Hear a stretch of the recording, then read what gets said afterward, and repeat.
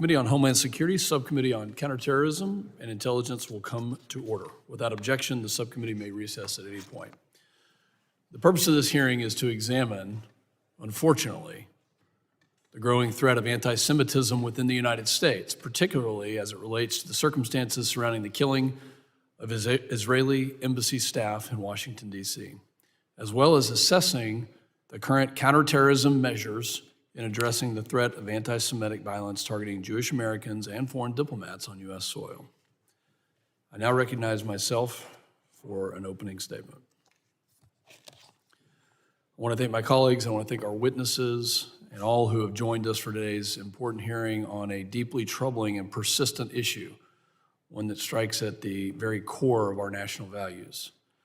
We convene today in the shadow of a deeply unsettling trend, the continuing rise in anti-Semitic attacks across the United States. This alarming pattern has been brought into sharp and painful focus by the recent incidents in Washington, D.C., Boulder, Colorado, and unfortunately many other events. Here in our nation's capital, just a few blocks away from where we sit right now, 2 young and innocent lives were taken in a brutal attack at the Capitol Jewish Museum following an event for young Jewish professionals. In Boulder, Colorado, several individuals were severely injured in a horrific act of violence during a peaceful demonstration meant to highlight the plight of Israeli hostages still being held by Hamas. Most recently, anti-ICE rioters in Los Angeles, and in fact many other cities, have attacked federal agents, torching streets, defacing property, and assaulting officers for enforcing the law.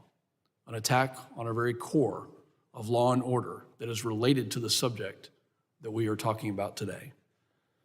In Paramount, agents deployed tear gas and flashbangs to disperse violent mob. President Trump has responded decisively, sending National Guard troops to restore order and protect the public.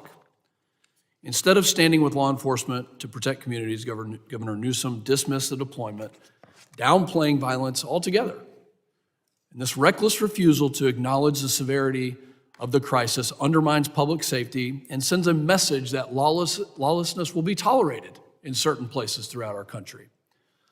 Last week, Al-Qaeda in the Arabian Peninsula released a video calling for attacks on U.S. soil, specifically targeting government officials, specifically targeting members of Congress. Companies tied to the war in Gaza and Jewish institutions were also called for with violent attacks. The group's leader even cited recent attacks here in D.C. as examples to follow. This should be a chilling reminder. Anti-Semitic, might we say, anti-Jewish hate is not only rising, it's being weaponized by foreign terrorist organizations and inspiring violence right here in our homeland. These incidents are not isolated. They reflect a broader and deeply troubling surge in anti-Semitic rhetoric and violence, both online and in our neighborhoods. As the numbers continue to rise, fear has taken hold in many Jewish communities nationwide. For the 4th consecutive year, anti-Semitic incidents have increased in all 50 states. This is not a localized problem, it's a national crisis.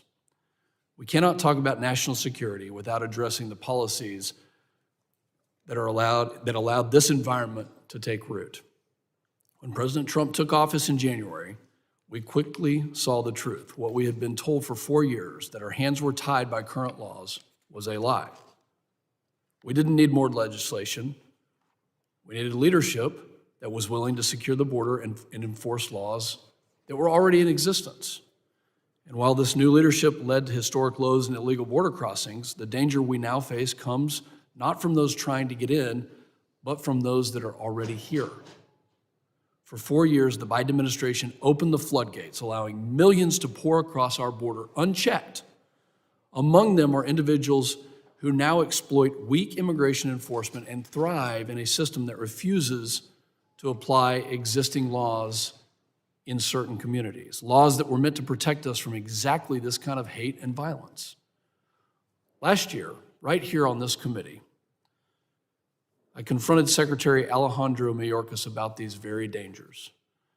I warned about people already living among us, people who had been radicalized, emboldened, and driven to hate. And today, we are seeing this threat materialize right before our eyes. These heinous acts of hatred are not only attacks on individual lives, they are assaults on the very principles of religious freedom, safety, and security that form the foundation of our democracy. What's worse, this hatred is not confined to dark corners of the internet or lone extremists. It is now showing up in our institutions, in places that should be safe and inclusive. Our schools and our universities have become breeding grounds for anti-Semitism. Jewish students are being harassed, intimidated, and in some cases physically attacked, often with little to no response from university leadership. This is a fact. This is happening. Literally dozens of people have reached out to my office, people that I don't know, that I have never met, that have said that this is happening. And nothing has been done at some of these universities and institutions. This failure to act is not neutrality. It is complicity. Let me be absolutely clear that anyone who refuses to call out these hate-filled actors, who fails to condemn their vile actions loudly and unequivocally, is no longer a bystander. They are complicit. Silence and apathy in the face of anti-Semitism is not neutrality. It is permission to continue to act that way. And it enables the hate to spread and the violence to escalate. We will no longer tolerate cowardice or indifference when Jewish lives are under threat. The Jewish community has long been a vibrant and integral part of the nation's fabric, yet today too many Jewish Americans are now living with an ever-present fear for their families, their institutions, and their future simply because of who they are and what they believe. This hearing is an opportunity to confront the threat head-on. It is a chance to hear directly from Jewish leaders, from law enforcement officials, and community experts on the front lines, and to ask ourselves and to determine what more Congress and our government can do to respond effectively and prevent this type of behavior from continuing to grow in this country. President Trump has issued a vital executive order to combat anti-Semitism on college campuses and to protect Jewish students. Yet despite these steps, widespread harassment of Jewish students at dozens of universities has persisted. Whether it means improving how we track and report hate crimes, investing in stronger security for at-risk communities, or expanding education to dispel anti-Semitic myths, one thing is clear: action is not optional, it's imperative. Our purpose today is clear: to understand the root causes of this rise in anti-Semitic violence, to hold accountable those who would perpetrate and enable it, and to strengthen our response to protect vulnerable communities that should not be vulnerable or subjected to this kind of fear, threat of violence, and might I say, terrorism. We must examine how we can all work together to confront hate and build resilience. This hearing is a call to action to reaffirm that hatred and bigotry have no place in America, and to ensure that every citizen can live without fear of discrimination or violence. I look forward to hearing from our witnesses, from our experts, and working together with colleagues on this committee to forge a path that promotes safety, justice, and unity. My hope today is that those that serve on this committee, regardless of party affiliation, will boldly condemn the actions that have led to violence against the Jewish community, the actions that just a couple of short weeks ago took the lives of two young, innocent Americans, the actions that have threatened our communities in places like Boulder, Colorado. One thing is going to be absolutely clear today. There is no room for anti-Semitism in the United States of America. Not in Washington, not in Boulder, nowhere. And we will know today where this committee stands. This committee was formed in the wake of 9/11 as a result of the most horrific terrorist attack that our nation has suffered. And we have to get a grip right now in this committee on what continues to drive those that would perpetrate this violence inside the United States. We have to understand and also recognize that there are people that were let into this country over the last 4 years that have a tie to radical groups like Al-Qaeda, like ISIS, and that still affiliate with these groups and are prone to radicalization and do want to do harm to many communities, including our Jewish community. I want to thank the witnesses for being with us this morning. And I yield back, and I will now yield to the ranking member, the gentleman from Rhode Island, Mr. Magaziner, for his opening statement. Thank you to the chair for calling this important hearing, and I thank our witnesses for being here today. I want to begin by honoring the memories of Yaron Lachinsky and Sarah Milgram, who were senselessly killed last month following the American Jewish Committee's annual Young Diplomats reception here in Washington. They were a young couple who had their whole lives ahead of them, including a planned engagement. And I know that every member of this subcommittee extends our deepest condolences to their families and friends. We also grieve for the victims of the horrific attack in Boulder, Colorado, who had Molotov cocktails thrown at them while walking in support of hostages held by Hamas.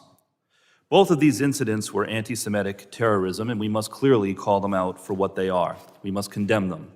The same is true in the arson attack on Pennsylvania Governor Josh Shapiro's home a few weeks ago.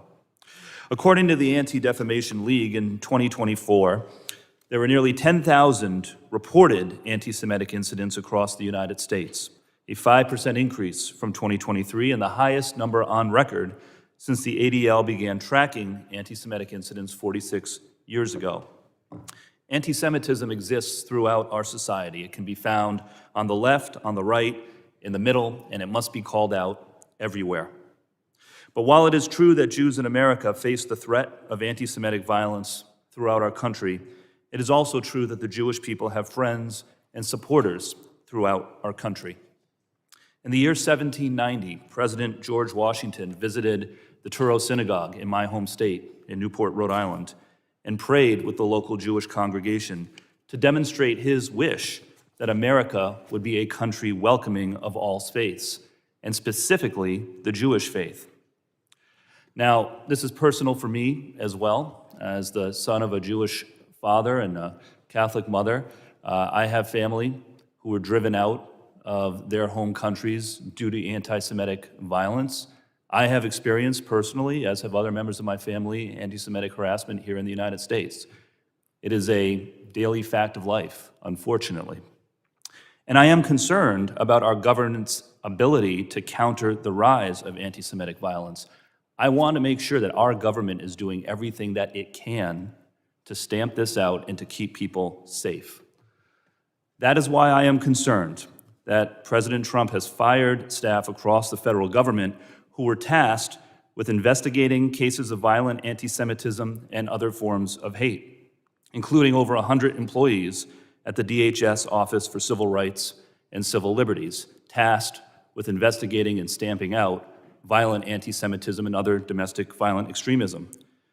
Some 250 attorneys, about 70% of the Justice Department's Civil Rights Division, and at least 240 staff at the Department of Education's Office for Civil Rights. Let's be clear, anti-Semitism on college campuses is a real problem that must be dealt with. The way you deal with that is by strong oversight from the Department of Education, including the Office for Civil Rights, which has been gutted, not by cutting off funding for medical research. President Trump recently installed Thomas Fugate to serve as the director of DHS's Center for Prevention Programs and Partnerships. For those of you who don't know, this is the office that is tasked with partnering with local law enforcement, nonprofit organizations, churches, synagogues, private sector organizations to prevent hate-driven violence. Mr. Fugate is a 22-year-old who just graduated college with no counterterrorism, national security, or law enforcement experience. I bring this up not to be partisan because, again, there is anti-Semitism on all sides of the political spectrum. Believe me, I know that. But I genuinely am concerned that this sends a signal about how serious the administration actually is in doing the work of stamping out anti-Semitic hate and violence. Words are nice, but actions are important, and personnel is important as well. If the administration takes combating violent extremism seriously, why put this man in charge of the office tasked with preventing domestic violent extremism? We need an answer to that. People want to know. We also want to know why the FBI has transferred agents and intelligence analysts out of the domestic terrorism section and canceled the development of a national domestic terrorism incident database. Again, the policies matter. And I hope that this will be an opportunity for us to course correct and to surge resources toward those agencies that are tasked with stamping out domestic violent extremism, including anti-Semitic violence. We should be surging resources to those agencies, not gutting them. And it is a tragedy that it has taken the deaths of 2 innocent people and the severe injuries of a dozen others to remind some people of the importance of cracking down on domestic violent extremism, including anti-Semitic violence in this country. We should be increasing the federal government's focus on preventing violent extremism, not cutting funds, and not shifting personnel away from those efforts. I hope in light of these terrible events that the administration will reconsider, shift resources, and put the very best people in charge of the agencies tasked with doing this important work. I hope we can use this hearing as an opportunity to hear from our expert witnesses on how the federal government can disrupt the surge in violent anti-Semitic extremism that we have seen since October 7th, and stop the normalization of anti-Semitism and enhance the safety of the Jewish community in our country. We cannot lose anyone else to anti-Semitic hate. Full stop. I thank our witnesses again. I look forward to hearing from you, and I yield back. I thank the ranking member. Other members of the committee are reminded that opening statements may be submitted for the record, and I'm now pleased to introduce 4 distinguished witnesses before us on this very topic, but I first ask that they rise and please raise their right hands. You solemnly swear that the testimony you will give before the Committee on Homeland Security, the United States House of Representatives, will be the truth, the whole truth, and nothing but the truth, so help you God. Thank you. The record reflects that the witnesses have answered in the affirmative. Now I'd like to formally introduce them. Mr. Kerry Sleeper currently serves as Deputy Director of Intelligence Information Sharing at Secure Community Network. In this role, he coordinates with DHS, FBI, and many other governmental and non-governmental agencies to provide a 24/7 coverage for SCN's National Jewish Operations Command Center. Mr. Oren Segal serves as Senior Vice President of Counter-Extremism and Intelligence at the Anti-Defamation League and oversees the Center on Extremism, the Center for Technology and Society, and law enforcement teams. Dr. James Carafano is a leading expert in national security and foreign policy challenges and has previously served as the Heritage Foundation's Vice President of Foreign and Defense Policy Studies. And finally, Ms. Julie Rayman is the Senior Vice President of Policy and Political Affairs at the American Jewish Committee. She has helped launch the Bipartisan Task Force for Anti-Semitism, the Congressional Caucus on Black Jewish Relations, and the Congressional Hellenic Israel Alliance. Again, thank you to all the witnesses. I will now recognize you in order. We have your written statements, and we appreciate those. If you can please summarize those in 5 minutes, and there is a clock to alert you of the timing. Mr. Sleeper, you are now recognized for your opening statement. Dear Chairman Pfluger, Ranking Member Magaziner, and members of the subcommittee, thank you. My name is Kerry Sleeper, and I currently serve as the Secure Community Network's Deputy Director of Intelligence and Information Sharing. I oversee SCN's 24/7 Jewish Security Operations Command Center and lead our intelligence coordination efforts with federal, state, and local law enforcement, as well as with our Jewish communal security partners. I sincerely appreciate your invitation to testify on this critical matter. America's Jewish community is under attack, and we need to take decisive action to save lives and mitigate the escalating threats. The threat of targeted violence being faced by the Jewish community is complex and continues to evolve. This threat will likely persist for several years. As recently as last week, our analysts have observed a notable increase from foreign terrorist organizations, aligned media that appears to be doubling down on calls for attacks in the U.S. and Jewish targets. These groups appear to be coordinating efforts and amplifying shared narratives to encourage these acts of violence. These groups are evidently trying to take advantage of the morbid appeal of the recent attacks in D.C. and Boulder by violent extremists to incite followers to commit additional violent acts in retribution for the ongoing war in Gaza.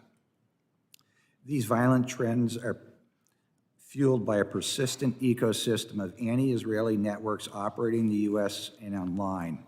Groups such as the Students for Justice in Palestine, Within Our Lifetime, Unity of Fields, and online propaganda hubs such as the emerging IS-NAD network consistently amplify messaging aligned with foreign terrorist organizations and Iranian-backed information operations. While not all are directly tied to designated foreign terrorist organizations, they help blur the lines between protest and incitement, justifying, glorifying, and promoting violence against the Jewish Israeli community in the name of Gaza. Now I'd like to briefly describe how SCN manages threats against the Jewish Israeli community. Our analysts work tirelessly to identify, analyze, and communicate threats to life directed to the Jewish community found online. Threats to life are defined as threats to kill or maim a victim, with the perpetrator being assessed to have the intent and capability to carry out the threat. Our analysts utilize state-of-the-art technology and keyword algorithms to search the surface, deep, and dark web for threats specifically targeting the Jewish community.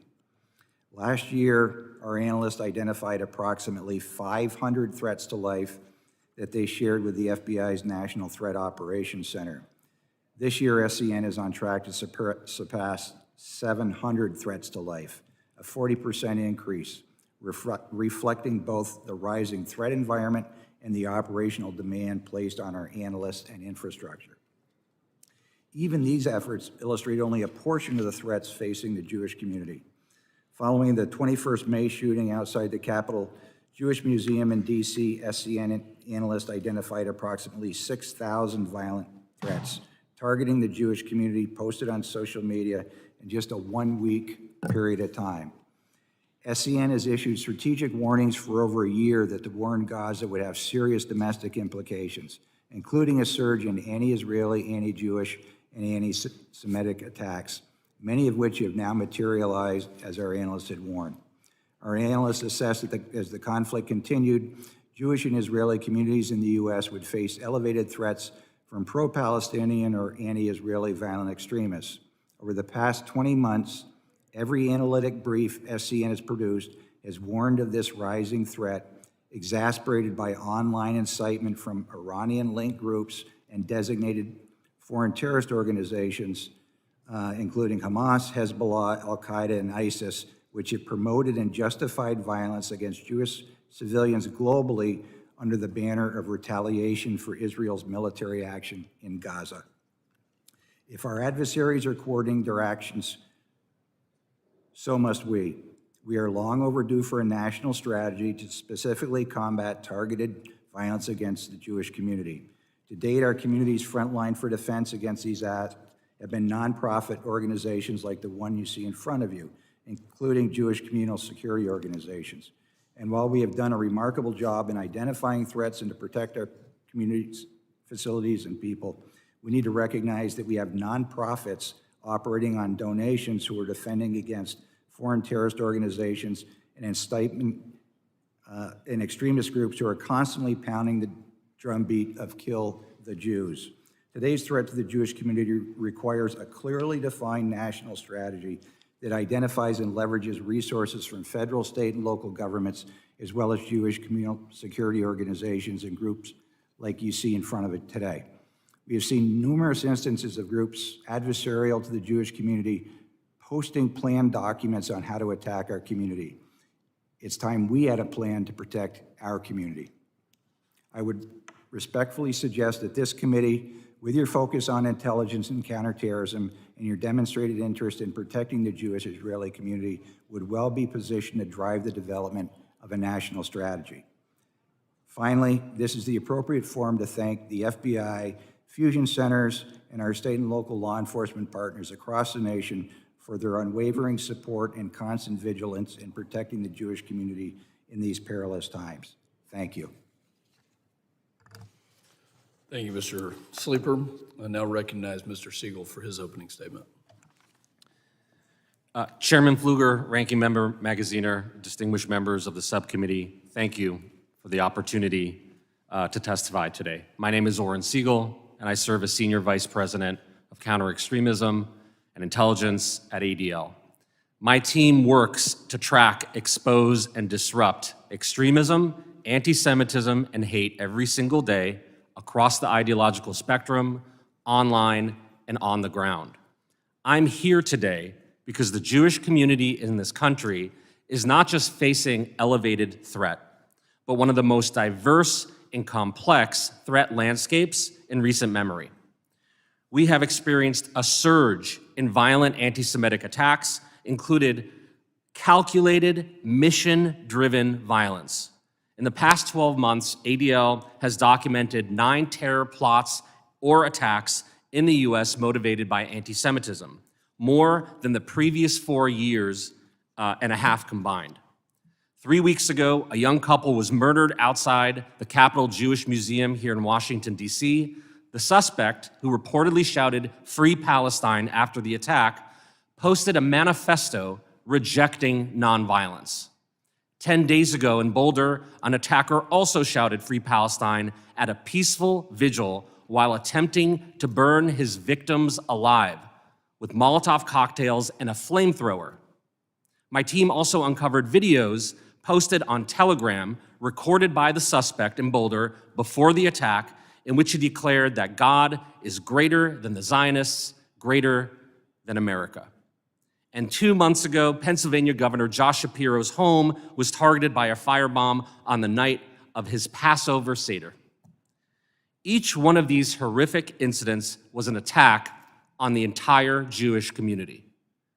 And as if that's not bad enough, these attacks have been justified, celebrated, and normalized by groups operating on American soil, as well as across digital platforms. They fuel an environment where targeted attacks against the Jewish community become increasingly likely. While the grievances driving the violence are often framed as opposition to Israel, they frequently include expressions dehumanizing Jews and Zionists. And they also include support for terror groups. When Jews are blamed for the policies of the State of Israel, it's not only anti-Semitic, it is dangerous. And let me be crystal clear, criticism of Israel or its policies is not anti-Semitism. Mere criticism does not factor into our data. But when Jewish individuals and institutions are targeted with protest, vandalism, harassment, and violence, that is classic anti-Semitism. And that type of hate has been a driving force behind the surge of incidents we have documented in the US, especially since the October 7th massacre by Hamas. In 2024, ADL documented over 9,000 anti-Semitic incidents of assault, vandalism, and harassment, the highest number we have recorded in 45 years of tracking. And for the first time, the majority of those incidents referenced Israel or Zionism. On campuses and in cities around the country, we've seen flags of terrorist organizations alongside slogans calling for globalizing the Intifada or bringing the war home. Online platforms like Telegram, among others, enable foreign terrorist organizations to share and promote their propaganda to thousands across the US and around the globe. Groups like Samidun, Unity of Fields, and even some Students for Justice in Palestine chapters have crossed a dangerous line, amplifying terrorist propaganda. And some of those groups are even supported by fiscal sponsors with little oversight. The time to act is now, and Congress should take the following 5 steps. Increase funding for the Nonprofit Security Grant Program to protect at-risk houses of worship, schools, and community centers. Invest in community-based violence prevention, such as DHS's CP3. Empower the Interagency Task Force to combat anti-Semitism, ensuring it has a mandate and resources to coordinate across federal agencies.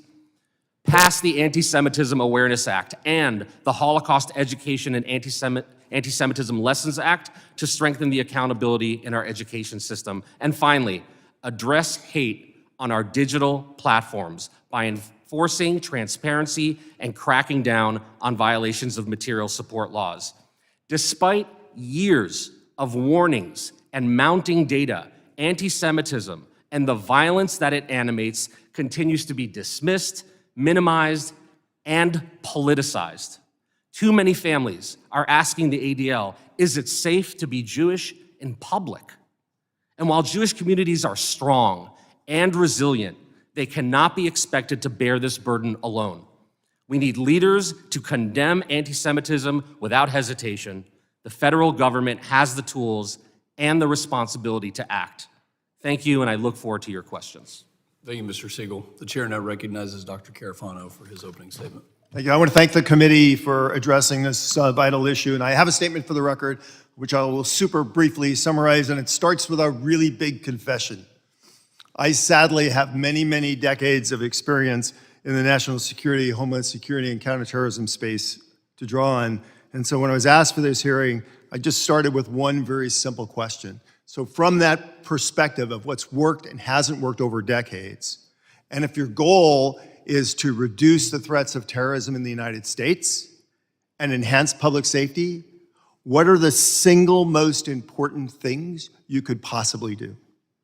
And I boil it down to one on this issue, and that is to focus on the Venn diagram, on the nexus of activities between violent action and the planning and organization and support of execution that enable and make them possible, and that is principally material support. I have a number of recommendations for the record, but I just want to focus on what I think are the 2 really important buckets, that if we get nothing right in this between the Congress and the administration, that these are the ones that they have to get right.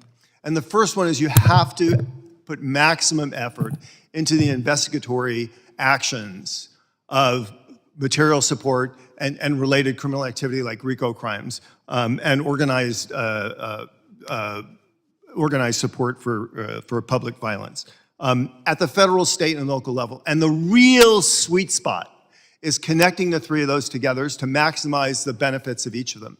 And so I would point out, for example, something like the 287G program, which Congress enacted, which was originally designed for state and local cooperation with federal law enforcement. But in the initial, when this program was first introduced, many of the law enforcement agencies that participated in it were actually focusing on counterterrorism. And Florida, for example, was a great innovator and advocate of this. So it is a perfect program to illustrate how you can bring those resources and authorities together to really expand your investigatory actions. And I think what the committee has to ask is are there other areas we can expand this in, not just in terms of immigration enforcement, and not just in the DOJ space, but in the Homeland space and under the authorities of Homeland Security and possibly in other areas as well, Commerce, Treasury, and so on. The second area is cutting one of the most vital sinews in the connection between material support and violent action, and that is terrorist travel. Everybody remembers the 9/11 report. Very few people remember that the 9/11 Commission considered terrorist travel such a vitally important task that they wrote a whole separate volume just on that. And so I think any of the range of activities which are really designed to thwart malicious travel and presence and entry in the United States are extremely efficacious in helping diminish the capacity to provide material support and reducing the likelihood of terrorist actions. So border and immigration enforcement, deportations, denial and revocation of visas.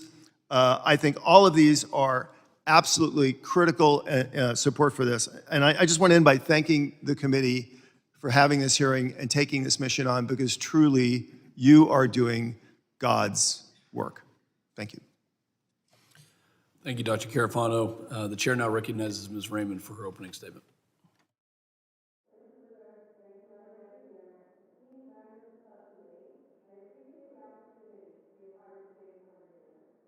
You hear me? Now you're on. Now I'm on. Okay. I appreciate the opportunity to be a part of today's very important conversation, and I'm grateful for your bipartisan leadership in addressing the anti-Semitism crisis in our country. Much has been said about the tragic murders of Sarah Milgram and Yaron Lashinsky, so I just want to take this opportunity to say, because they were cherished friends of AJC, and because they were murdered outside of an AJC event, to again extend condolences to their families and to thank the Secure Communities Network for the extreme amount of support and assistance that we've received from SCN since that incident happened, as well as before. That attack, as well as the one that followed in Boulder, simply occurred because their attackers considered all of those who support Israel's existence, and perhaps even all Jews, to be proxies of the Jewish state. As we see horrific acts of violence being committed under the guise of resistance, it's clear that a disturbing and increasing number of people consider all Jews to be responsible for Israel's actions and to somehow, therefore, be deserving targets of hate, discrimination, and violence. Ongoing investigations into these attacks will reveal how or whether the perpetrators engaged with or were inspired by terrorist or anti-Israel extremist groups. Such groups pose a real and rising threat to Jews' safety at home and abroad, and their capacity to incite and facilitate violence transcends borders. Groups like Samadoun, which the Treasury Department sanctioned last year for channeling funds to the Popular Front for the Liberation of Palestine, carried out a theatrical performance cosplaying the October 7 attack as recently as this last weekend in Brussels. At the same time, while terror-linked groups are one driver of today's horrific situation, there are many threats facing Jews that are not directly or indirectly attributable to them. AJC's State of Anti-Semitism in America report in 2024 found that an equal number of American Jews believe that the political right and the political left represent an equal anti-Semitic threat in the United States today. Whether from the political right, from the political left, from Christian nationalism or extremism in the name of Islam, all threats to Jews' safety and security demand a robust government response. There is no question that terror and material support for terror are illegal. Breaking the law, violating the rights of others are not legitimate forms of protest, full stop. These activities must be addressed using the full weight of the law. However, I also want to be clear. As we seek to counter these harmful behaviors, we have to adhere to the guarantees of free speech and due process that apply to all people in the United States.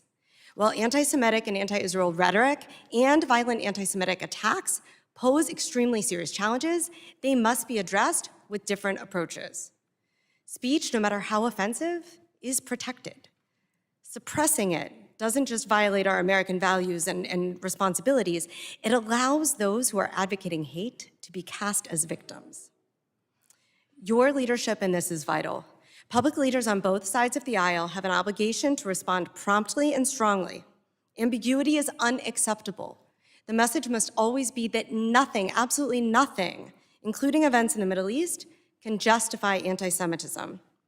Leaders must categorically reject calls to globalize the Intifada or resistance by any means necessary, because while some are protesting, others are planning. In addition to strong, specific, and public condemnation, there are other critical ways that Congress can act. The exorbitant amounts doled out for Jewish communal security are, in effect, a Jewish tax. Congress should provide at least $500 million for the Nonprofit Security Grant Program administered by FEMA, which has been underfunded for years, and support the Center for Prevention Programs and Partnerships, CP3, which strengthens our country's ability to prevent violent and terrorist activities. These programs and other anti-terrorism grant programs must be appropriately resourced and staffed. To address anti-Semitism online, Congress needs to pass fundamental reforms to Section 230 of the Communications Decency Act and press social media platforms to enforce and strengthen their own policies that relate to anti-terrorism and incitement to violence. There is also a real and urgent need for the government to adopt a broader, comprehensive strategy to counter anti-Semitism and foster American Jewish life. Congressional advocacy in favor of a national action plan and a point person to lead interagency coordination can make an important difference in making this happen. It is only by addressing anti-Semitism holistically, regardless of political or ideological source and inclusive of both anti-Semitic rhetoric and violent attacks, that we can counter this surging anti-Semitism, which I think we can all agree is not just a problem that faces American Jews, but affects American society and democracy as a whole. Thank you, and I look forward to your questions. Thank you, Ms. Rayman. Members will now be recognized in order of seniority for 5 minutes of questioning, and we may elect to do an additional round of questioning. I now recognize myself for 5 minutes of questioning. And I appreciate hearing from everyone, especially hearing about free speech. And Ms. Rayman, your comments are, you're absolutely right that we have to protect free speech, that we have to be able to express views in no matter whether we agree with them or not, and then acknowledge that there's a line. So what I want to ask, because it was mentioned by Mr. Segal, is, so Mr. Segal, I'll start with you. When somebody at a protest says free Palestine, how does the Jewish community receive that? Context is always the key with any slogan, and that includes chants of free Palestine. I think, in many protests, if some in the community hear that, they don't really think twice about it. But I think if free Palestine is used to write graffiti on a sukkah or a Jewish institution, that's a very different context. Is that a call to violence? Free Palestine inherently is not calling for violence on its own, but if it's being yelled at when somebody's trying to burn people alive, you could bet it is. Okay, do Jewish students in a rally that seems to be heating up in a way that is trending towards what could be physical violence, when somebody screams free Palestine with a Palestinian flag, is that received by Jewish students on universities as a rally cry for violence? Yeah, I mean, even thought amongst Jewish students is not monolithic. I think different students may take it in a different way. I think what is important to focus on is when those types of sentiments or slogans are used when targeting specifically Jewish students or other individuals elsewhere. That's the context that is really troubling about that. Dr. Carafano, what is, in your opinion, a rally or a free Palestine cry at a protest mean to the Jewish community? Right. So I agree that context is everything, and I think one of the things that we focus on is it is a difference, I think, if you are a U.S. citizen in a context of exercising your legitimate free speech, and in the sense, if you are here on a visa as a student or as a professional, and you are promoting extremist ideas in the United States, you're a guest of the United States. And in the U.S., it's very clear under U.S. legal authority that if you violate the terms of your stay in the United States, you should be removed from the United States. If you want to come to the United States and you have a track record of extremist violent statements that the U.S. government thinks disqualifies you from entering the United States, you should be denied entry to the United States. I do think that those are really important distinctions. And there's legislation that I am sponsoring and many others are supporting that gets at the heart of the overstay of those visas, especially those that would perpetrate those attacks. And Mr. Sleeper, when you think about the terrorist in the Boulder, Colorado event, what was this person's mindset? How did they become radicalized? How did they get to the position where they are espousing these foreign terrorist organization ideals and this viewpoint of anti-Semitic and violent action? Thank you, sir. The commonality amongst all three events were that the perpetrators condoned their actions in the name of Gaza. They had all been consuming the same material, the same information. When you have 3 events, violent events, targeting the Jewish community within 8 weeks, and all 3 offenders say the same thing, use the same terminology, it's clear that there is a consistent message being conveyed, and that message is targeting the Jewish community, and it's being conveyed by everywhere from foreign terrorist organizations to nation-state actors like Iran. Their goal is to do whatever they can do to incite violence against the Jewish community. Thank you. Ms. Rayman, should those on a visa studying at a university, participating in some sort of protest, so not American citizens, but those on a visa, should they be allowed to burn an American flag at a university? I want to start off by saying... And scream Free Palestine? Yes, I want to start off by saying that to be in America as a resident, as a student, is a privilege. It is not a right. And for those who are not upholding our values or threatening the safety and security of Americans, there needs to be some process for consideration of removal. Burning an American flag, shouting Free Palestine, are elements of that freedom of speech. And there are, as has been discussed before, a great many interpretations of what that means, of what those types of messages mean, right? For many who would say, for example, from the river to the sea, right? They're seeing that ignorantly as a synonymous for a free Palestine, right? But if you look at where the river is and where the sea is, and if in fact what they mean when they say that is that it is only for Palestinians and not for Jews, that's a very different message. Thank you, and I'll come back to you. My time has expired, and I'll give you I'll yield to the ranking member, and also if you need an extra minute, we can do that. Appreciate it. Thank you to the chair and to our witnesses for some very good testimony. I'll start with Mr. Segal and your recommendations, which were very helpful. Your first one was expanding funding for the nonprofit security grant program. That resonates with me because I know in my district in Rhode Island, we have numerous synagogues, churches, schools, mosques that have utilized that program. This is a federal program that helps those religious and community-based organizations get the security upgrades that they need to keep people safe. Cameras, facial recognition, et cetera. As of yesterday, and I believe this is still the case, the Trump administration has still not awarded $210 million of nonprofit security grant funds from fiscal '24, and has also not even noticed the funding for fiscal '25, an additional $274 million for availability. So that's, in total, nearly $500 million that the administration is withholding in nonprofit security grant funds, to say nothing of the budget for next year that they've proposed, which is also inadequate. So can you just, help us out here? Part of our job as Congress, as members of Congress, is to hold the administration accountable and to make sure the administration is doing everything that it can to protect people from anti-Semitic violence in this country.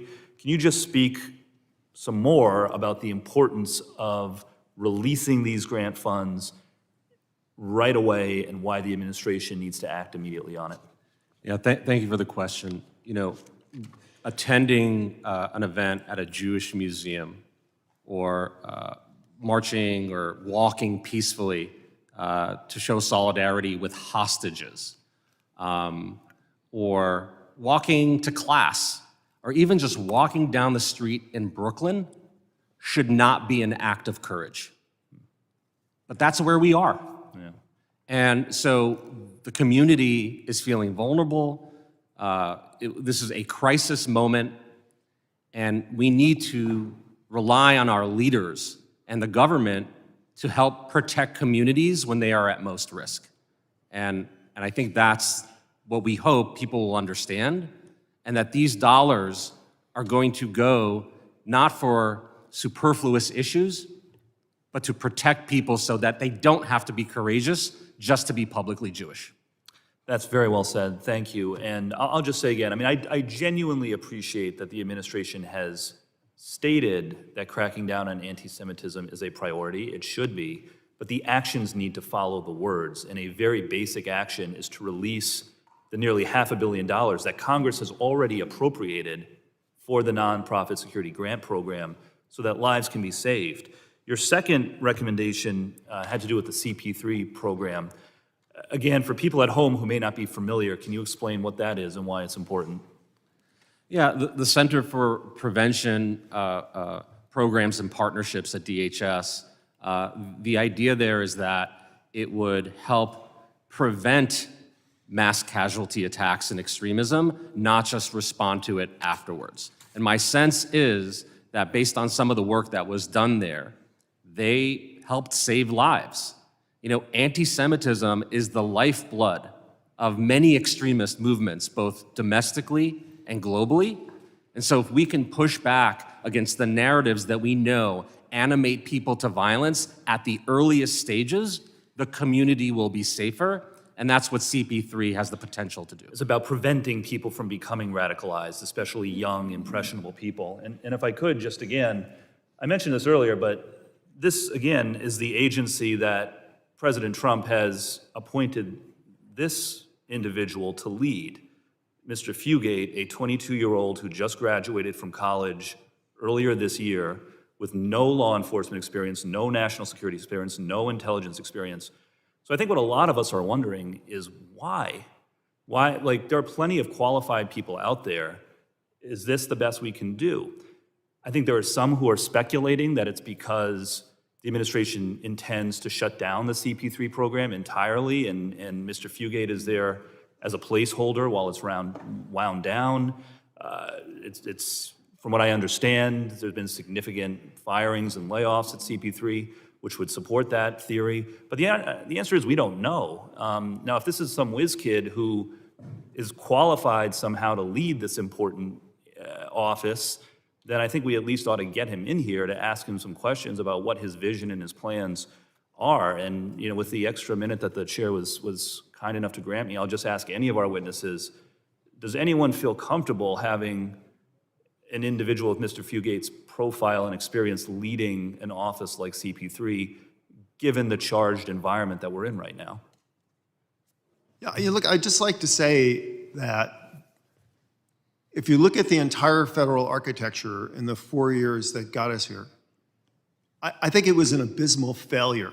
Yeah, but I'm asking about who's in charge right now. Well, that's the point, sir, because you have all these people who were charged with reducing anti-Semitism and anti-Zionism in this country. Mr. Carafano, But for 4 years, I'll it reclaim just my time. went up. I don't think that justifies, any of this justifies appointing a 22-year-old with no relevant experience to an agency charged with keeping us safe, an agency that the ADL has flagged in one of their top 5 recommendations as needing more support, not less. So I think you've asked the wrong I will question. yield back. Gentleman yields. I now recognize the gentlelady from Georgia, Ms. Green. Thank you, Mr. Chairman. There is a unifying belief of the left, a hatred of America and Western civilization. Anti-Israel extremism is frequently part of a broader anti-Western sentiment. It's why so many of the protesters at the LA anti-ICE riots are flying Palestinian flags while burning the American flag, and why Isra Hirsi, the daughter of a congresswoman who sits on Foreign Affairs, Ilhan Omar, said on her Instagram last week, from LA to Rafah, there is one common oppressor, death to the colonial empire. She also drew this connection between ICE enforcement in LA and Israel's war against Hamas. For the left, everything can be reduced to white people oppressing brown people, whether it be a BLM riot, a pro-Palestinian encampment, or an attempt to impede ICE from enforcing federal immigration laws. These protests are all organized by the same professional left-wing activists whose intent is to cause as much civil unrest and chaos as possible. Elias Rodriguez, the man who shot and killed 2 Israeli embassy officials last month, was deeply involved in this far-left activist ecosystem. Mr. Carafano, what far-left groups was Elias Rodriguez involved with? So you raise a really important point, which is why that the threat of anti-Semitism and anti-Zionism in the United States is a bigger and broader problem, because when we look at the organizations which have supported and encouraged or discussed these... Short on time, Mr. Carafano. And What organizations? So was this he is the involved Party of Socialism and Liberation. Great. Which has also been engaged in activities like BLM and other riots as well. Now, would that be linked to Neville Ray Singham? Does that name ring a bell? He is widely recognized as a major funder of the organization, and that's from Wikipedia, so.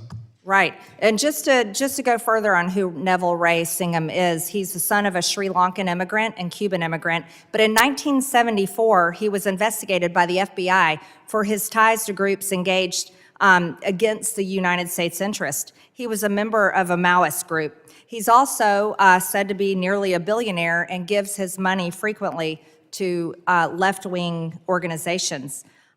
He's even linked to the CCP.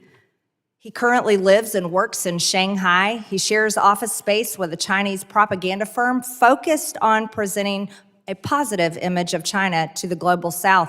And in 2019, he started a consulting business with Chinese partners active in the propaganda apparatus of the CCP. He has provided significant funding to pro-China media outlets around the world, and he even married Jody Evans, the founder of Code Pink, in 2017. She used to be against China, but she's not anymore, and she's currently co-authoring a book titled China is Not Our Enemy. You know what's really interesting about this man is he uses the Goldman Sachs Philanthropy Fund. There's a lot of Americans invest their money with Goldman Sachs, but the Goldman Sachs Philanthropy Fund is a dark money clearinghouse to obscure his identity, Singham's identity, while facilitating the transfer of substantial sums to nonprofit.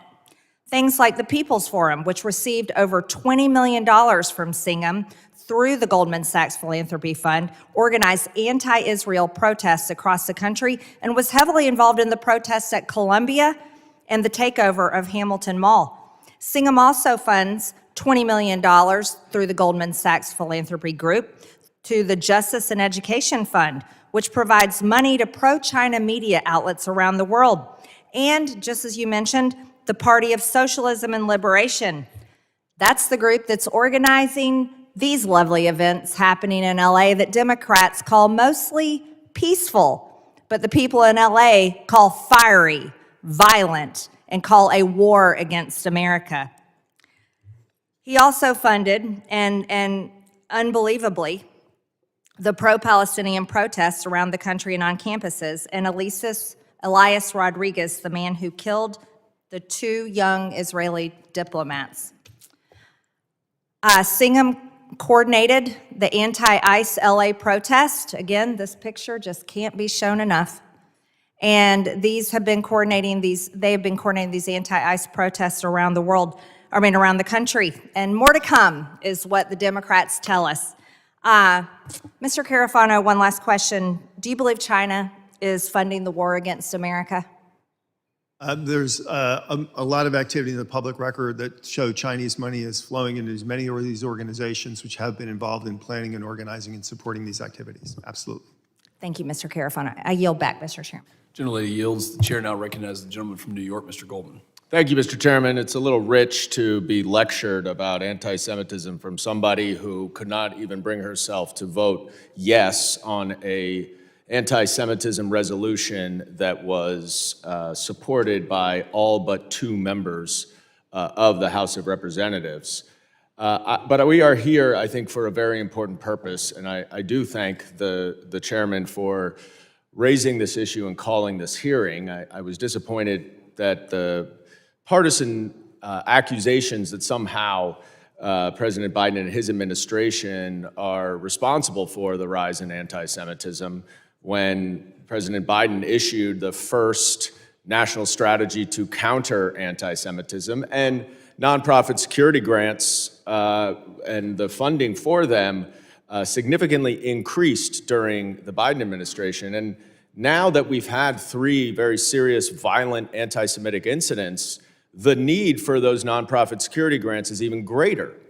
And I was certainly disappointed to see that the subcommittee on appropriations allotted only $305 million for nonprofit security grants, the same amount in fiscal year 23 before October 7th, before the dramatic rise in anti-Semitism, and before the violent events that have occurred over the last couple months. Ms. Rayman, you are here from the AJC, and one of those tragic violent events occurred at an AJC event.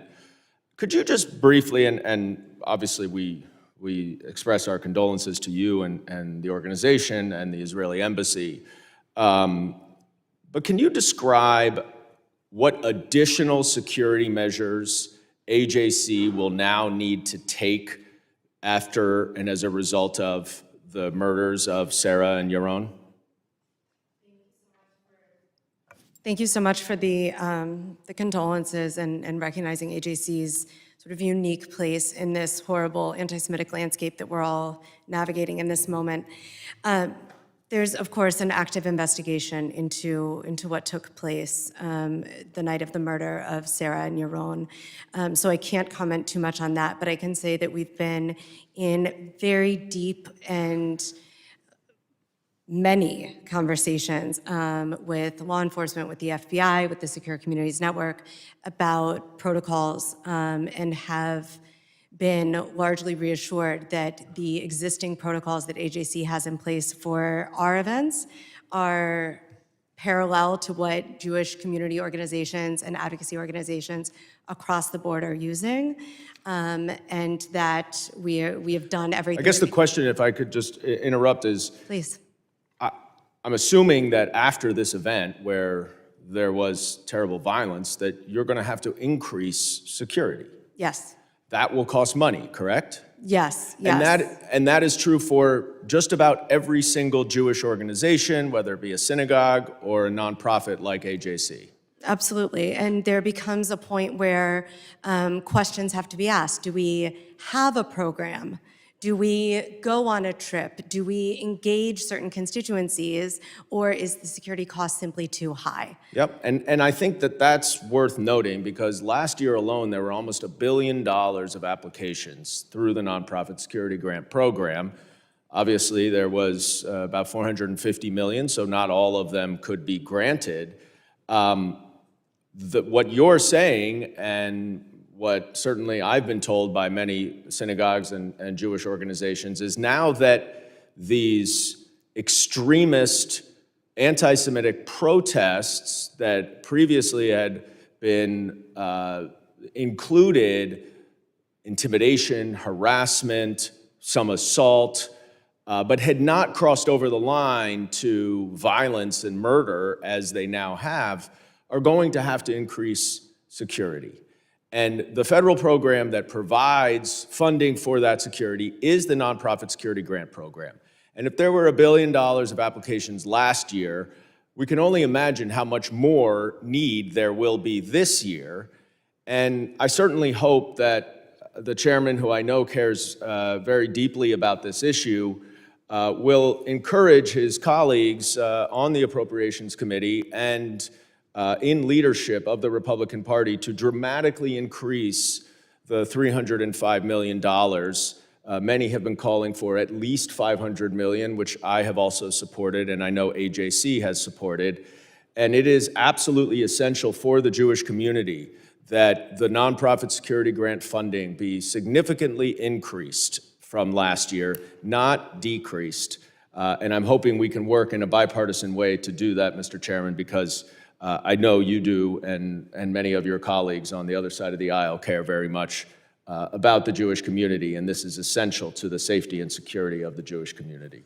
And I yield back. Congressman, if I may, if we have just 1 second, I would only say that the Nonprofit Security Grant Program doesn't just help Jewish communities protect our institutions.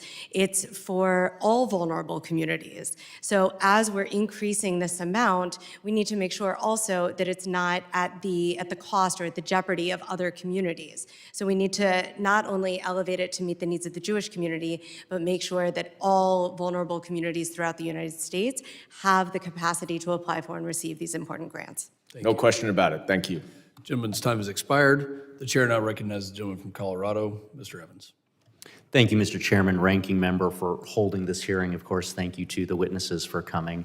And first and foremost, our hearts go out to the Jewish community for these attacks, and anti-Semitism must be condemned wherever it rears its ugly head, full stop.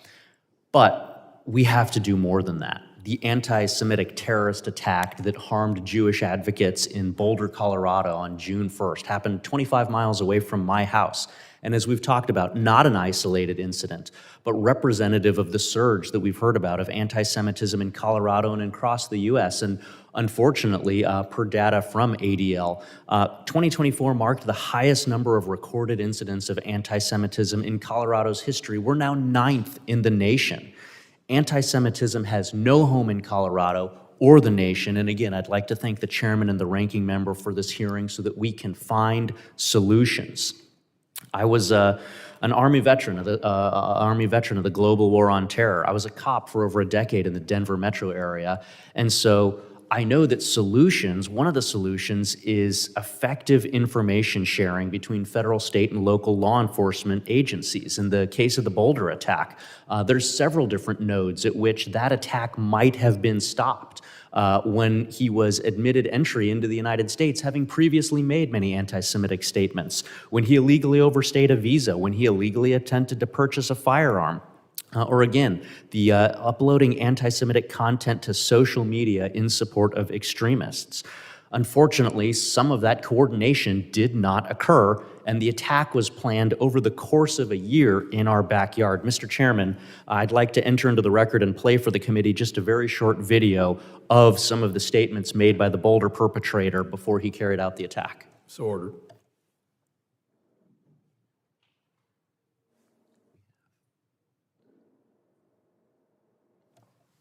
And let's suspend the time until we can get the video.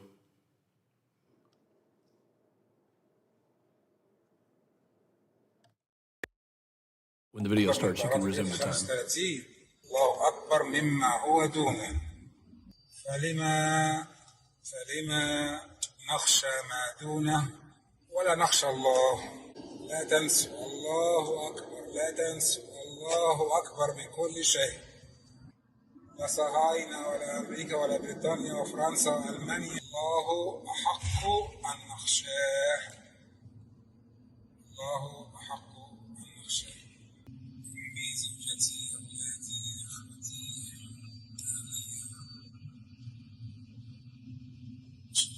شكرا الله ورسوله كان في سبيله أحب إلي منكم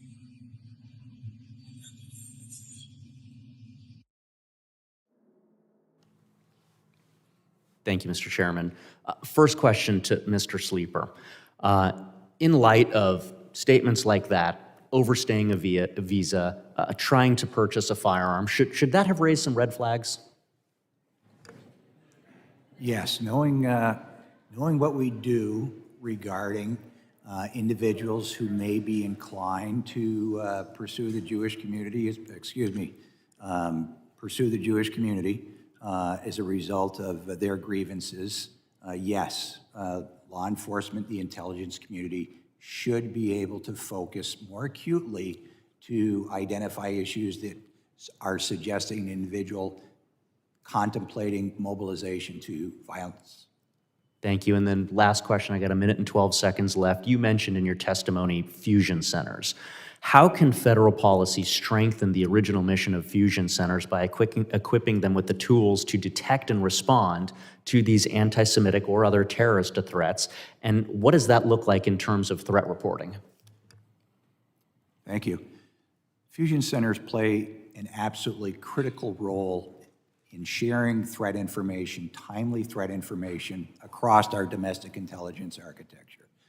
SCN leverages fusion centers every day we work. When we identify a threat to life, we include fusion centers to ensure that there's redundancy in sharing that information. As we look ahead and we develop a strategy to mitigate targeted violent threats against the Jewish community, the intelligence component is absolutely essential. We need to understand what our adversaries are doing. Much of the discussions we're having today are defensive. What can we do to protect this? Until we get to the point of we understand what our adversaries are trying to do, what they're targeting, and incorporating the fusion centers, working in conjunction with the intelligence community, federal, state, and local law enforcement, then we will have a seamless perspective on information being shared specifically to this threat. Yield back. Gentleman yields. The chair now recognizes the gentleman from Puerto Rico, Mr. Hernandez. Thank you, Mr. Chairman. I represent probably the largest Jewish community in the Caribbean, and I take the responsibility very seriously. Jewish people deserve to live without fear and with the full protection and support of their government. Anti-Semitism has no place in our society, and I stand firmly with the Jewish community and remain committed to confronting hate with strength and determination. Part of my commitment includes investigating and understanding how anti-Semitism spreads online, how it spreads through digital spaces like encrypted platforms such as WhatsApp and Signal, or social media platforms such as Facebook, X, Instagram, YouTube. And decisions by these companies, and full disclosure, I used to work for one of them, have an impact. We've seen how loosening content restrictions at Meta have led to an increase in anti-Semitism online. For example, a spike in anti-Semitic comments on the Facebook accounts of 30 Jewish members of Congress. Now, Ms. Rayman, while I disagree with the idea of reforming or changing Section 230, because I believe that Section 230 is what enables content moderation without liability, I think we can find some common ground with some minimum level of oversight, right, of moderation. Do you think that social media companies should reinstate previous policies around hate speech? Social media companies have a lot of work to do, both in terms of reinstating previous policies, increasing the number of content moderators. There was a trend to have more humans monitoring social media and looking for problematic posts. That trend, unfortunately, is changing. And without the humans who are trained to understand what's going on, it's much harder to combat. With regard to Section 30, I would very respectively push back and give an example. You remember the attack in Paris on the Bataclan Theater in 2015, where 90 were killed. There were clear examples of how social media had inspired and allowed for that attack to be facilitated. An American was killed in that attack and sued the social media company. The initial court deemed that they were liable, but they could not be found guilty because of Section 230. So American lives are engendered because social media platforms cannot be held liable. No one's saying that they need to be liable for all of the hatred or all of the ridiculousness that exists on social media.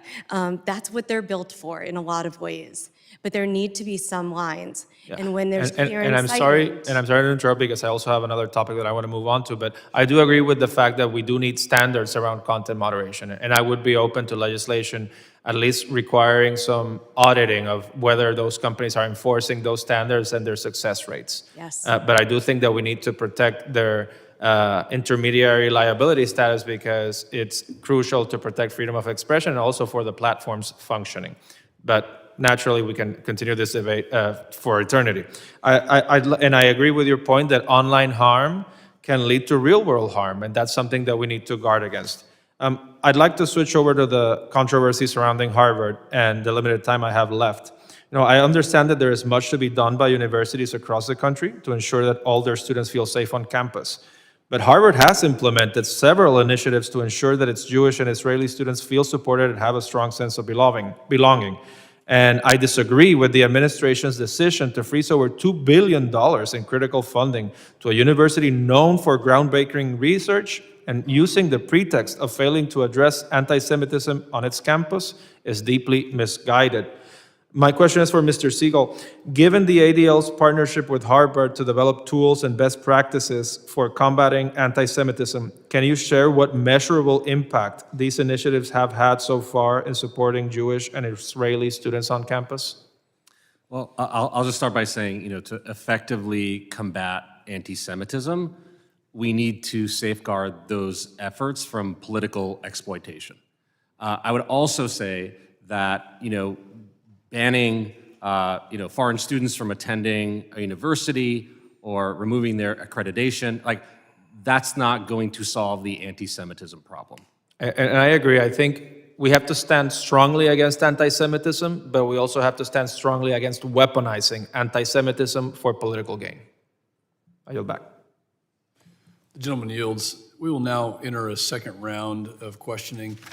Only those that were here for the first round will be allowed to ask a second question. If somebody new who was not here for the first round comes, then they'll be allowed to ask, but it'll be a single 5-minute period. The chair now recognizes myself for 5 additional minutes of questioning. Mr. Sleeper, you talked about the threat of future attacks. And you said that you're worried about the attacks, that SCN has predicted that there will be a rise. What about those? So we saw in the case of Boulder that this was a visa overstay issue. Are you worried about those that entered this country illegally that had a tie to terrorism? Could they also pose a threat? Well, certainly if there's individuals in this country that have a tie to terrorist organizations, they should be a priority in monitoring ties to terrorist organizations without a doubt. Yes, sir. And do they pose a threat to the Jewish community?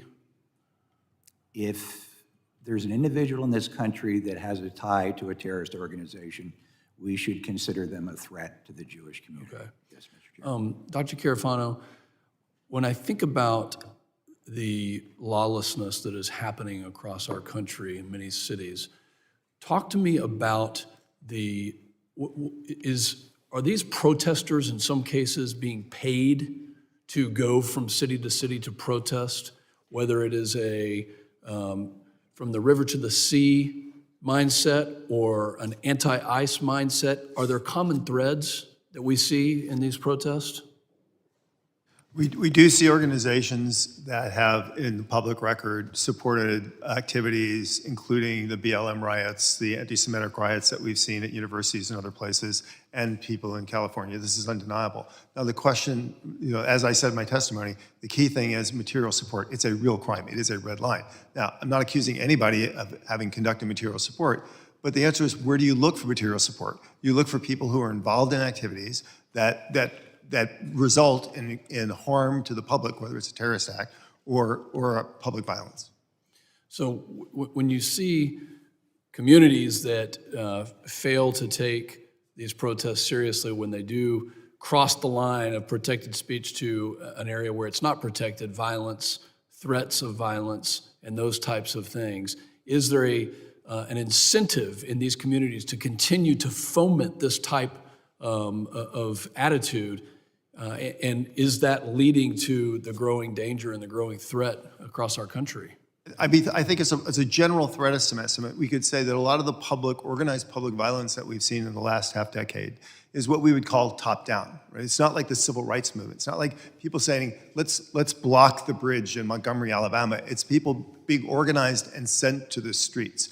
And we're seeing the same people or the same groups organizing across a range of different issues. So if you say, is there an external threat of a button to push to say, when do we want to create public discord in the United States and make that happen? We've seen a series of occasions now where there appears the answer to that is yes.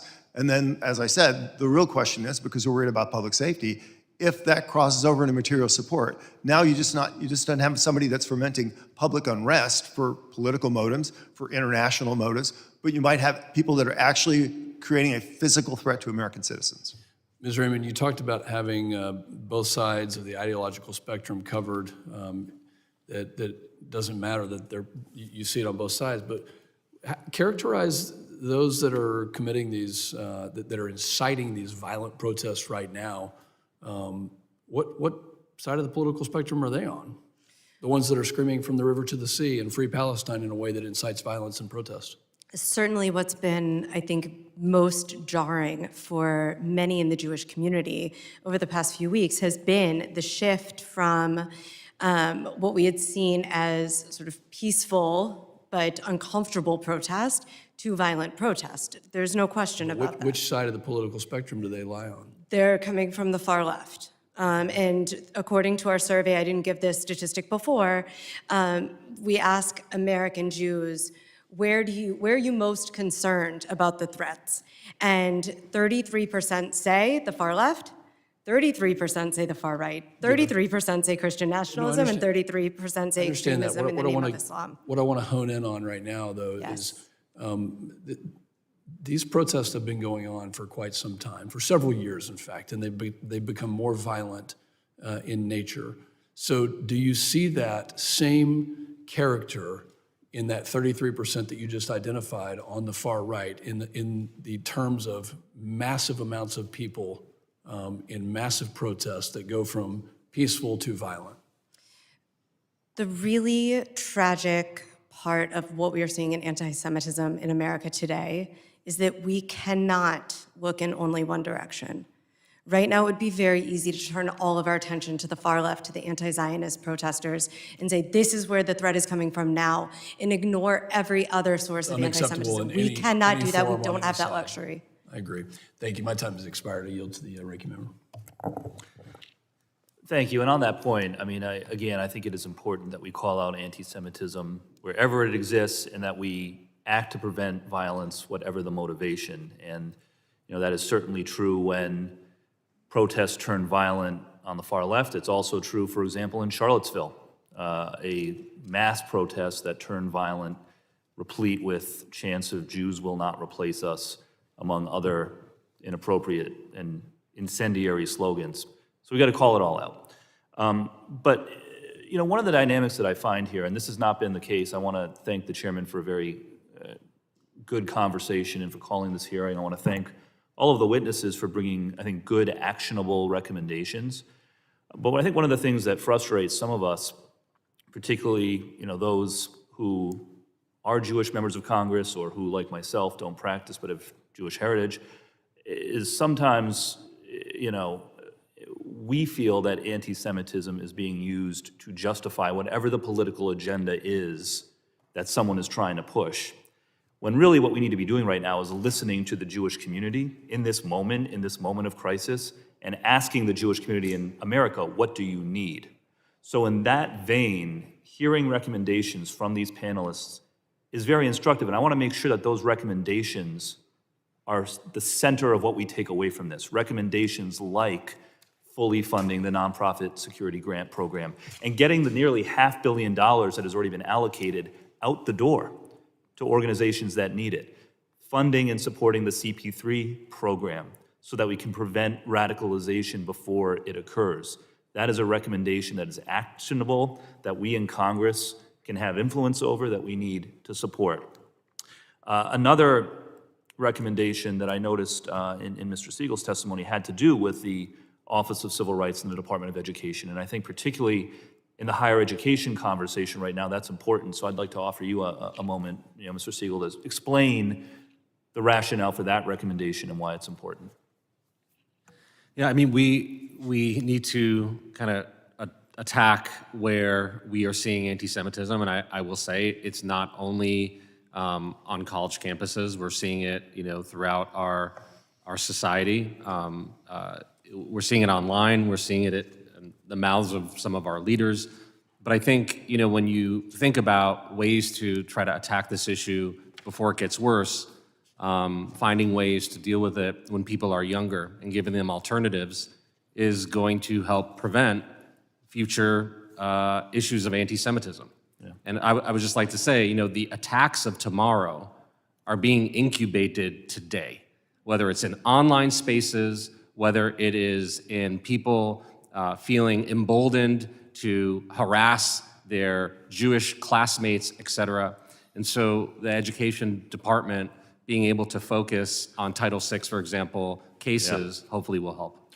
That's incredibly important. I agree. And again, just for the record, I stated this earlier, so far this year, the administration has cut at least 240 employees from that office at a time when we should be surging resources. The way to deal with anti-Semitism on campuses is by having strong Title VI enforcement, by having the Department of Education exercise oversight, not by cutting funding to medical research, not by turning away the best and the brightest from around the world who want to study in the United States. So again, I just want to make sure that we are listening to what our expert witnesses here are asking us for as a Congress, and that the administration is listening as well.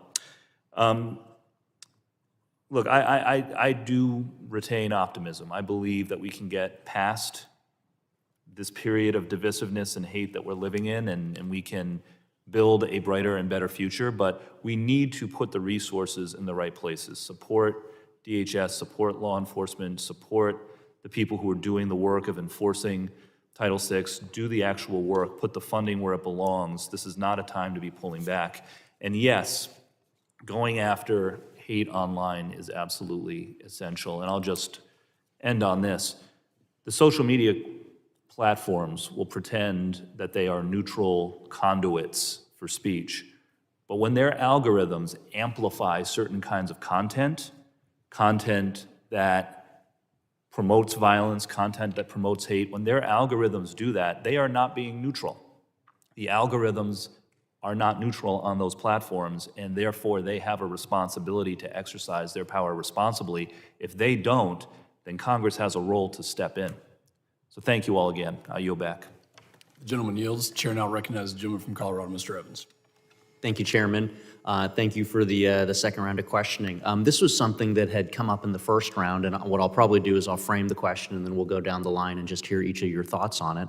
As a cop, you get to learn all sorts of fun case law, and in this particular case, Brandenburg v. Ohio from 1969 is the current governing SCOTUS case around where does free speech end and where does criminal action begin. And so just for the sake of framing this, I'll read you a quick synopsis of it, which is that speech may not be forbidden, advocating the use of force or unlawful conduct unless that advocacy is directed to inciting or producing imminent lawless action or is likely to incite or produce such lawless action. And so it goes back to the old hypothetical, is it allowed to yell fire in a crowded theater? Well, that depends. Is there actually fire in a crowded theater? Then yes, you should absolutely yell fire in a crowded theater. But if you yell those exact same words with the intention of sowing discord, causing lawlessness, somebody gets hurt in a chaotic evacuation and you knew there was no fire, you did it out of malicious intent, well then of course that's not protected speech. And so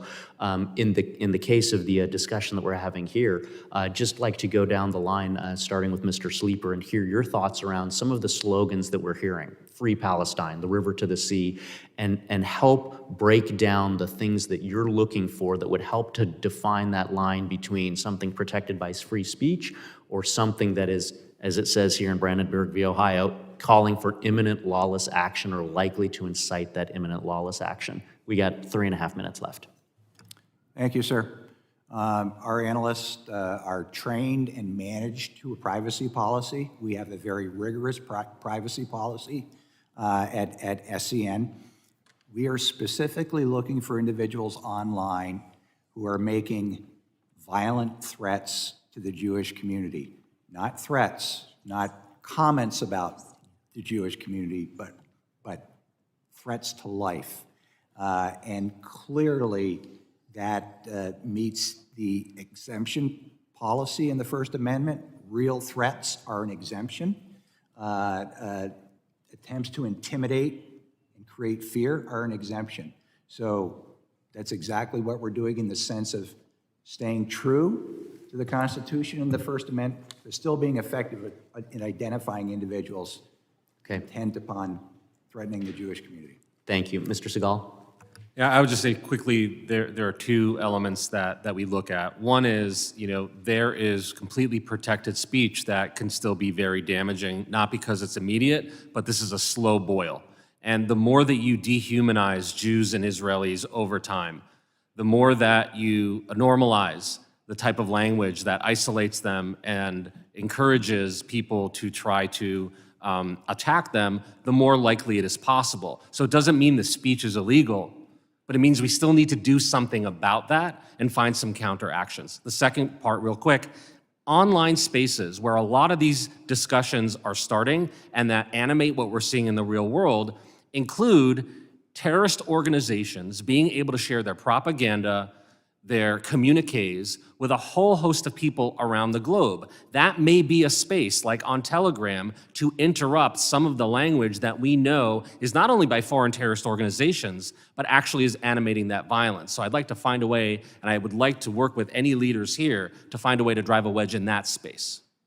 Thank you. Dr. Carafano. Now, the reason why I focus on material support is because it's an action that we absolutely know stops terrorists and public violence. And as you pointed out in that legal opinion, there is a bright line there. It is not a free speech issue, period.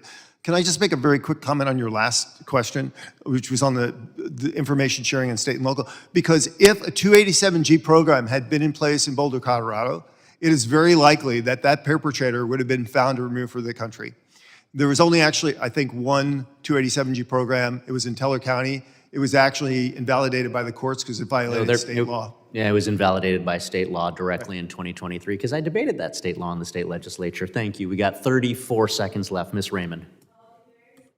I'll be very speedy. I want to echo what Oren said about whether it's permissible or not. We have a responsibility to push back against language and rhetoric that when it seeps into the consciousness of even some, if not all, can be dangerous, and flag for the subcommittee a resource from AJC called Translate Hate that is a visual glossary of anti-Semitic terms and tropes that sometimes hide in plain sight. It talks about when they are and when they may not be anti-Semitic, and it includes terms like from the river to the sea, globalize the Intifada. Happy to provide this and any other resources after the hearing today. Thank you. Yield back. Gentleman's time has expired. The chair recognizes the gentleman from New York, Mr. Goldman. Thank you, Mr. Chairman. As the co-chair of the bipartisan House Anti-Semitism Task Force, I think a lot about how to address anti-Semitism. And I think one of the most important ways not to address anti-Semitism is to make it partisan and to try to place more relative blame on one party or another party for anti-Semitism. I will say, as a member of the Democratic Party, that those people who espouse rhetoric that from the river to the sea, globalize the Intifada, also in many cases are anti-American and anti-democratic. They are not part of the Democratic Party. They are extremists. I don't know if they're part of any political party, but I and many of my colleagues disavow them. They're not part of our party. If you are anti-American and anti-democratic, then you are not part of any party. And I hope we can stop trying to place more blame on one or the other and use it for partisan gain or political points. Mr. Segal, I want to go back to, I think, what's a really, really important area to discuss, one that I've been focused on for quite a while, and that is the rise of anti-Semitic rhetoric and terrorist action or terrorist conduct and rhetoric on social media. Starting in November of 2023, I wrote 3 different letters, ultimately to Speaker Johnson, asking for an investigation of X because X had been promoting terrorists on its platform, notwithstanding its rules and conditions. Now, Meta has followed X and has decided not to have any content moderation. And according to a recent Tech Transparency Project report, you can search for and collate pages and pages for the Islamic State, for Al-Qaeda, that are automatically generated by Facebook when you just list that terrorist group or you check in to a terrorist group. Now, Facebook says that it bans Islamic State and Al-Qaeda and says that its technology is specially trained to detect them, but that's flatly not the case. TikTok, of course, has been well documented to be promoting anti-Semitic rhetoric, anti-Semitic speech, and supporting terrorist organizations that preach anti-Semitism and anti-Israel beliefs. And this is what has radicalized the three recent perpetrators of violence. They have been radicalized online. And I think your point about figuring out how to put a wedge in the social media platforms to prevent the proliferation and the promotion of that content is essential to combating anti-Semitism. I'm very interested in working with you. You know, I urge the chairman to pick this up because I think that if we do want to address anti-Semitism, we have to tackle it online, because that is unquestionably where people are radicalized right now. And I guess in the last minute or so, if you could just describe some suggestions and recommendations for actions that we could take to do that, I'd be grateful. Thank you for the question, and we would be delighted to work with your staff on ways to move this forward. You know, I think the big point here is it's not just the presence of anti-Semitism on these platforms, it's the ability for these platforms to amplify it and for anti-Semites to actually monetize those products because of their anti-Semitism, right? I mean, that is even beyond just merely having it show up. And so we need stronger trust and safety parts of these organizations, which have been decimated by some of them. We need to make sure that there are teams that are actually, whether it's using automated technologies or human beings, like they need to enforce their terms of services, right? I mean, they already it's that simple, right? They have the regulations, they have the restrictions, they're just not enforcing them. Right, and you know, ADL, for example, we have a hate symbols database. We have all sorts of information that if someone's really looking for anti-Semitism and hate, all they have to do is train their algorithms on what we provide, which is publicly available, to identify that hate, and then make a dent into those types of exploitation of their platforms by anti-Semites. But there needs to be a willingness there. They need to want to put people over profits. And frankly, if they're not going to do it on their own, I think government needs to step in and provide an opportunity. And Mr. Chairman, I appreciate the extra time, and I really sincerely hope that we can tackle this issue because it's incredibly important on the issue of counterterrorism and anti-Semitism. Thank you for the extra time. Gentleman's time has expired. The chair recognizes the gentlewoman, Ms. Powell. Thank you, Mr. Chairman, and to our ranking member, Magaziner, for holding this very important hearing today. Let me just begin by indicating that clearly the rise of the anti-Semitism in the United States and across the world is alarming, especially after the October 7th terrorist attack. The anti-Semitism attacks have increased exponentially. No one should feel threatened or scared because of who they are, and we must call out anti-Semitism each and every time that it rears its ugly head. Today, I want to point out, though, that President Trump and his administration has cut vital federal programs, funding, and programs that are key in fighting against anti-Semitism. These freezes and cuts must be reversed immediately. It's something I've actually spoken about here in this very committee.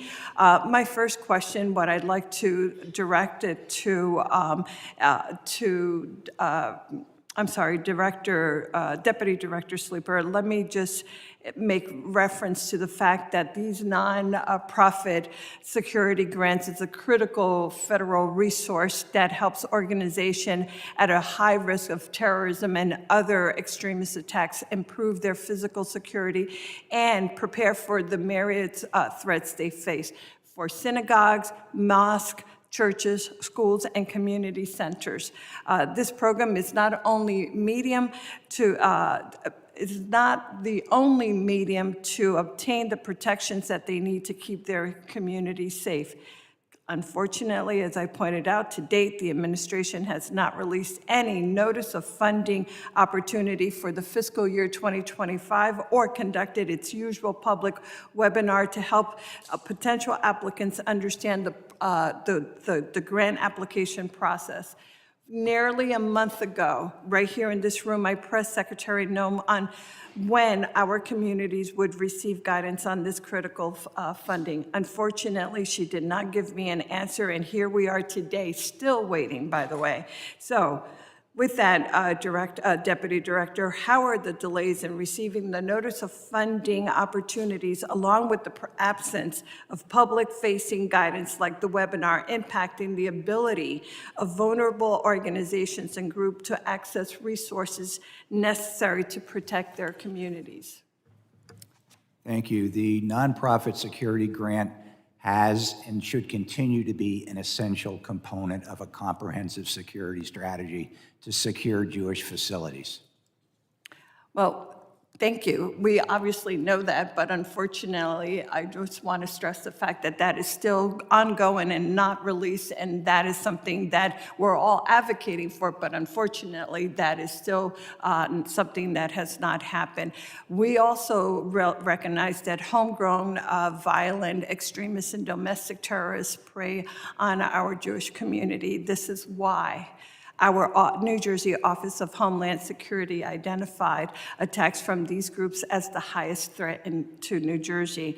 But inexplicitly, the Trump administration is redirecting counterterrorism personnel and funds that should be used to fight homegrown domestic terrorism. For example, the FBI field offices across the country has been ordered to reassign agents away from our counterterrorism and counterintelligence. Recent anti-Semitic attacks at the Capitol Jewish Museum in Washington, D.C., and in Boulder, Colorado, underscore the urgent need to double down on efforts to combat domestic terrorism and simply not walk away from them.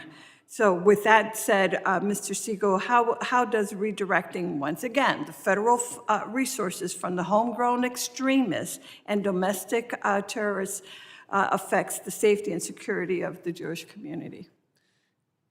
It affects the safety and security of the Jewish community. We need to seize this moment now when the Jewish community is in a crisis of violence and anti-Semitic incidents targeting the Jewish community to make sure that we are using every opportunity to uplift, invest in, not contract funding in those entities that will help protect the Jewish community. So I know I have 5 seconds, but let me just say, I hope that you are sharing that thought and making that statement to the front office, the White House, so that these funds can do exactly what you're talking about and advocating, making sure to protect that, because that is not happening.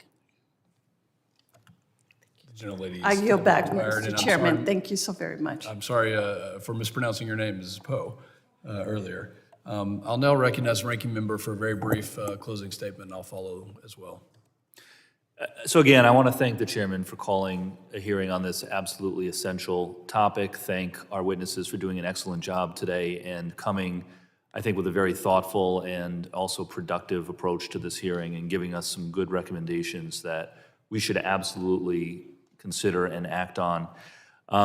Look, a lot's been said already. I'll just say it again. I think both in Congress and from the administration, when it comes to combating violent anti-Semitism, we need not just rhetoric, but also resources. That is important, and it cannot be overstated.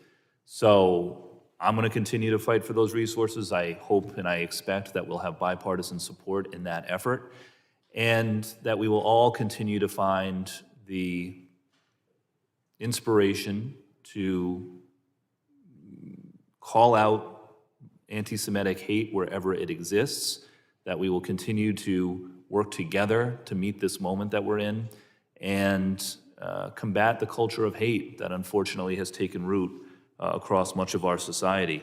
I'll end. I open by referencing President Washington's visit to the Touro Synagogue in Newport, Rhode Island. It was an important signal 235 years ago from our first president that he wanted our country to be a place that was welcoming to all faiths, and particularly the Jewish faith. And the building still stands. If you ever find yourselves in Rhode Island, I encourage you to visit it. It's quite moving and inspirational.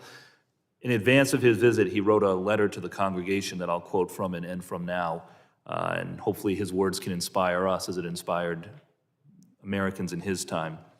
He wrote, quote, "May the children of the stock of Abraham who dwell in this land continue to merit and enjoy the goodwill of the other inhabitants, while everyone shall sit in safety under his own vine and fig tree, and there shall be none to make him afraid. May the Father of all mercies scatter light and not darkness in our paths, and make all of us in our vocations useful here, and in his own due time and way everlastingly happy." And with that, I'll yield back. I thank the ranking member. I think our witnesses agree with the ranking member on a thoughtful dialogue today with recommendations that are very helpful. And I'll note as an observation that there is a movement in our country to stifle free speech. It's real. It is happening in many different places. It's happening in universities. It's happening, in fact, in the last administration with the thought of a disinformation board to be run by this department, the Homeland Security Department. A horrible idea. And so we balance the safety and security of our citizens with free speech. And this is a hard thing. And the testimony that we've heard from each of you has been very helpful to balance that. And when protected speech turns into violence, when it turns into the threat of violence, when it turns into the inciting of violence, is where we cross over that threshold. And we will struggle with that here. I'm very glad to hear my colleague from New York talk about those who have made horribly, not just insensitive, but false and violent statements from one party or another. In the case, I believe that my colleague from New York was referring to those in his own party. And we do need to call out those who are making egregious and what can be referred to as inciting violent type of statements. I don't think it's just funding. I do think we need funding, but it's not just funding. It's policy. It's a willingness. It's the political will to stand up to an anti-Semitic mindset that unfortunately has permeated our society. It's a willingness to prosecute in places that are not upholding law and order. And whether it's an anti-ICE protest that turns violent or it's an anti-Semitic protest that turns violent, it's an unwillingness to prosecute those that is way more important than any sort of funding could ever be. And I think we know this because not a single law changed, not a single amount of funding changed, and the border immediately became secure.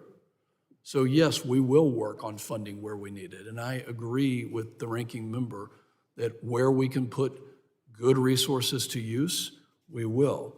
But what I'd really like to call on is, and if this is equally across the spectrum a problem, as has been testified to today, which I'm not sure that I believe that, but if it is, then I hope that we will be able to call it out, because right now we do see an ideology that has permeated in a far left mentality that has attracted thousands of people.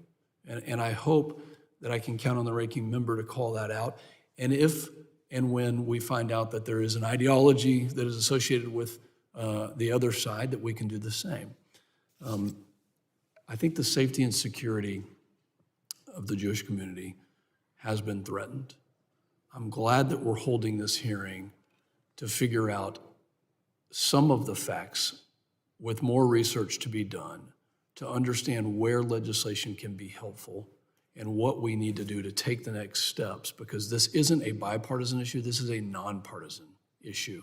It's not just the Jewish community, it's every community that could be targeted in one way or another. And we 100% have to recognize that. But right now, it is the Jewish community that's being targeted, and that's unacceptable. So I thank the ranking member and the members who joined this hearing. I think our witnesses and commit to continuing to combat this and continuing to find good solutions. I want to acknowledge and say to the members of the subcommittee that if you have additional questions for the witnesses, we would ask the witnesses to respond to those in writing. Pursuant to our committee rules 7E, the hearing record will be open for the next 10 days, and without objection, this subcommittee stands adjourned.